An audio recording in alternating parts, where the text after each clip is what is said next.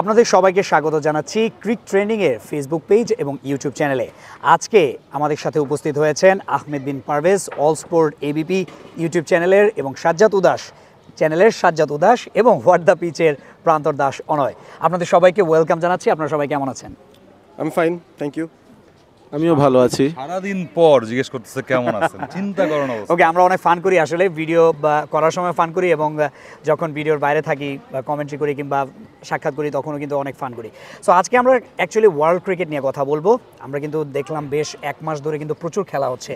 Australia India one day series হলো, south Africa Pakistan test series গেল এবং বাংলাদেশ নারী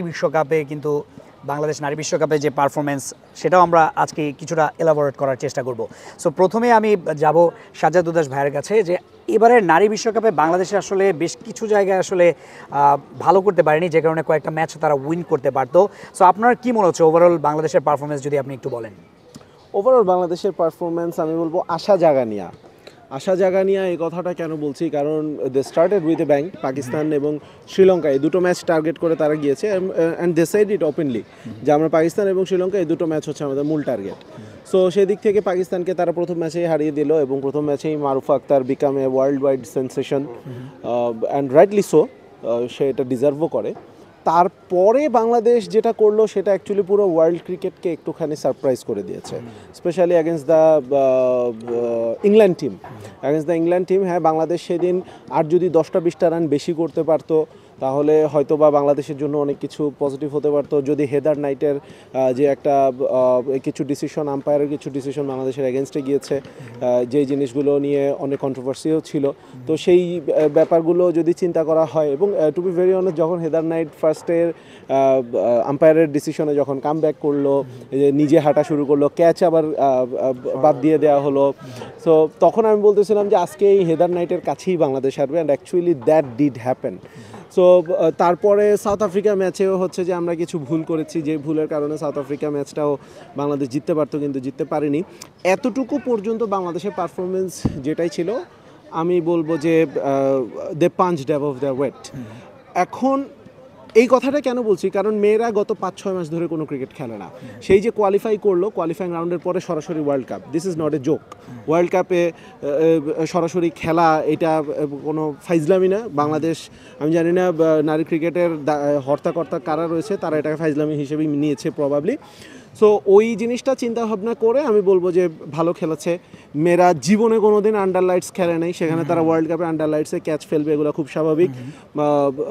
ওই জায়গা থেকে আমি বলবো যে ঠিক ছিল। যেখানে আমি আপসেট হয়েছি সেটা হচ্ছে the way they lost the game against Sri Lanka. Firstly আমরা টার্গেট করেছিলাম পাকিস্তান এবং শ্রীলঙ্কাকে, এবং শ্রীলঙ্কার সাথে we had the game in the bag.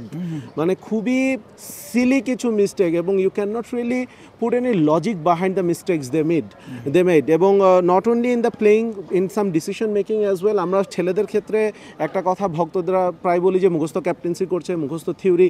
মেয়েদের ক্ষেত্রেও ব্যাটিং লাইন আপটার দিকে যদি আমরা তাকে, এটা মনে হচ্ছে মুখস্থ। ইংল্যান্ডের সাথে ম্যাচটার কথা বললাম, 178 পর্যন্ত যেত না যদি রাবিয়া 27 বলে 43 রান না করতো।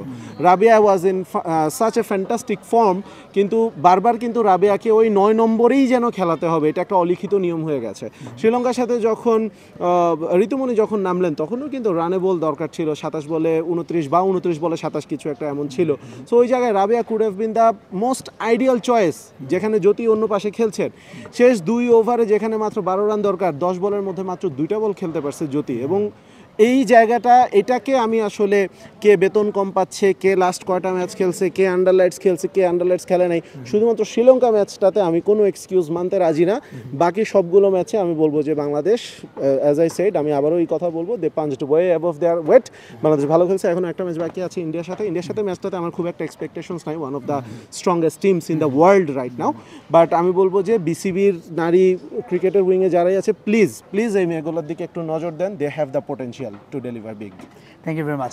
এবার জানতে চাইবো পারভেজ ভাইয়ের কাছে, যে পাকিস্তান এবং সাউথ আফ্রিকা সিরিজ হলো এবং এই সিরিজে আমরা দেখলাম যে আসলে প্রথম ম্যাচে পাকিস্তান একেবারে পুরো স্পিনিং ট্র্যাক বানিয়েছিল এবং সেখানে আসিফ আফ্রিদি ইনফ্যাক্ট এবং নোমান আলী, এই দুজন কিন্তু পুরো ধসিয়ে দিয়েছে সাউথ আফ্রিকান ব্যাটিং লাইন আপকে।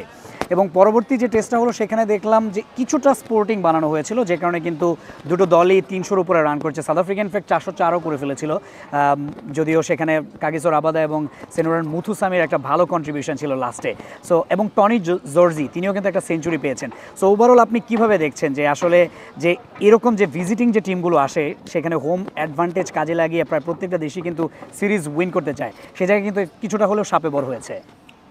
আমার কাছে পার্সোনালি মনে হয় যে পাকিস্তান খুব কনফিউজড, তারা তাদের হোমে আসলে কি করতে চায় সেটা তারা নিজেরাও ঠিকঠাক বোঝে না। বাট সেনা নেশন থেকে যখন কেউ আসে ডেফিনেটলি টার্নিং উইকেট বানানোর মধ্যে লাভ আছে, বাট এই সাউথ আফ্রিকা টিমের এগেনস্টে আসলে টার্নিং উইকেট বানানোটা বিপদও হতে পারে। They have quite a few good spinners.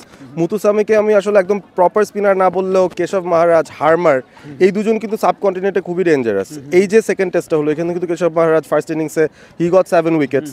তারপর পাকিস্তান যখন সেকেন্ড ইনিংসে নামলো, যখন অ্যাকচুয়ালি টার্ন ধরা শুরু, নিজেদের ফাঁদে নিজেরাই পা দিয়ে ফেললো ওখানে, এবং হার্মার দারুণ পারফরমেন্স করেছে সেখানে। They just got all out for 138, so target দ্বারা মাত্র 68 রানের। দিন শেষে ব্যাপারটা কি, সাউথ আফ্রিকাকে আমি আগে অ্যাজ এ টেস্ট টিম খুব একটা বেশি রেট করতাম না, বাট ইন অল অনেস্টি গত যে টেস্ট সাইকেলটা গেল, যেভাবে তারা নিজেদের ওভারঅল ওই সাইকেলটায় ম্যানেজ করে নিয়ে দে বিকেম চ্যাম্পিয়ন্স আলটিমেটলি, অস্ট্রেলিয়াকে হারানো not a small feat, it's a huge feat for them. আমার মনে হয় ওদের হিস্ট্রির one of the best performances বা বেস্ট রেজাল্ট যদি বলি সাকসেস ওয়াইজ। সো ওই দিক থেকে আমি বলবো Pakistan tried, it was a valid try. একটা টার্নিং উইকেটই মনে হয় দরকার ছিল এই সিরিজটায়, বাট আই অলসো ফিল যে সিরিজটা যে 1-1 সমতায় শেষ হয়েছে সেটাও একটা ফেয়ার রেজাল্ট।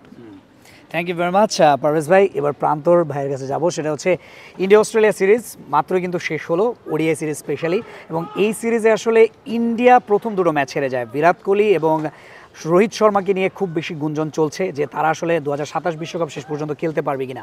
গৌতম গম্ভীর কিন্তু বলেই দিয়েছেন যে আসলে পারফর্ম না করলে হয়তো বা 2027 বিশ্বকাপের স্কোয়াডে তারা থাকবে না। কিন্তু আজকে দ্বিতীয় ওডিআইতে কিন্তু রোহিত শর্মা একটা 70 ওভার রান করেছিলেন, বাট আজকে কিন্তু দুজনই বেটার পারফর্ম করেছে। বিরাট কোহলি তিনি 50+ রান করেছেন, ইনফ্যাক্ট রোহিত শর্মা তিনিও ভালো খেলেছেন, সেঞ্চুরি করেছেন। সো আপনার কি মনে হচ্ছে তারা কি 2027 বিশ্বকাপের স্কোয়াডে থাকতে পারবে কিনা, এবং এই পারফরমেন্স দিয়ে তাদেরকে বিবেচনা করা হবে কিনা? বাংলাদেশে যেটা করা হয় যে 1-2 ম্যাচ ভালো খেলে পরবর্তীতে 10 ম্যাচ কিংবা 15 ম্যাচের জন্য সেট হয়ে যায়।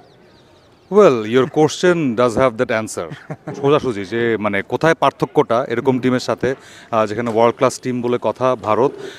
সো যদি অ্যান্সার জানতে চান, it will be a tricky one to answer, but আমি বলবো যে নেক্সট একটা বছর আই গেস তাদের পারফরমেন্সটা আন্ডার রেডার থাকবে। অবশ্যই দেখা হবে যাদের কীরকম পারফরমেন্স করছে, কারণ পাইপলাইনে প্রচুর প্লেয়ার। আমরা যদি শ্রেয়াস আয়ারের কথা বলি, তিনি অনেক দিন পরে ভারতীয় দলে চান্সটা পেয়েছেন ওডিআই স্কোয়াডে।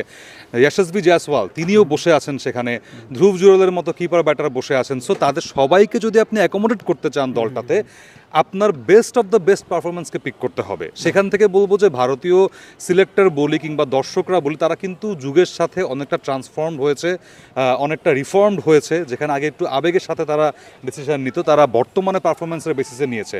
And they deserve that, because তাদের একটা স্ট্রাকচার আছে খুব ভালো, সেখান থেকে প্লেয়ার উঠে আসার প্রসেসটা খুব স্মুথ, এবং ভালো মতো পরীক্ষা নিরীক্ষা করে তারপরে সেই স্কোয়াডটা ভারী করা হয় সবসময়। সো এই যে রোহিত শর্মা বিরাট কোহলির ক্ষেত্রেও বলছি আমি এই জিনিসটা, যে তাদের পারফরমেন্সটাকে আতশিক আঁচের নিচে রাখা হয়েছে। দিস ইজ অ্যান অবভিয়াস মানে সিমটম যে Indian cricket is growing and growing like the Australian team. মানে অস্ট্রেলিয়াতে যেভাবে ট্যালেন্টকে নার্চার করা হয় একটা লম্বা প্রসেস দিয়ে, আমরা মাইক হাসিকে বলতেই পারি অভাগা, বিকজ এত লেটে তিনি ডেবুই করেছেন। সেক্ষেত্রে বলবো যে Rohit Sharma and Virat Kohli is blessed, মানে আর ব্লেসড ডেফিনেটলি।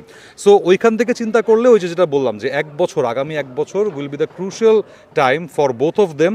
যদি পারফর্ম করে তারা দলে থাকবে, যদি পারফর্ম না করে বা আন্ডার পারফর্ম করে, it will be a tough one for Rohit Sharma and Virat Kohli even to make the cut to the final squad for 2027 World cup.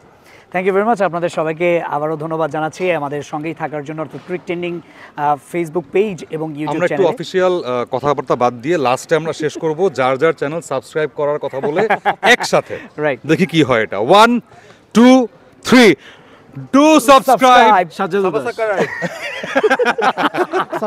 ওকে ওকে, আমরা সবাই একজন একজন করে বলি, এটা মনে হয় বেটার হয়। হ্যাঁ, অল স্পোর্ট এপিপি কে সাবস্ক্রাইব করবেন সবার আগে। হ্যাঁ, ক্রিক ট্রেন্ডিং ফেসবুক পেজ এবং ইউটিউব চ্যানেলে সাবস্ক্রাইব করবেন। ও হ্যাঁ, সাজাদু দাস। সব ভালো যার শেষ ভালো তার। আমার যখন যাবেন সাবস্ক্রাইব করতে বেশি বেশি করে করবেন সবাই মিলে। শেষ। কোথায় সাবস্ক্রাইব করবে বলেন বলেন তো। হোয়াট দ্য পিচে সবাই জানে, কাম অন। অলরাইট।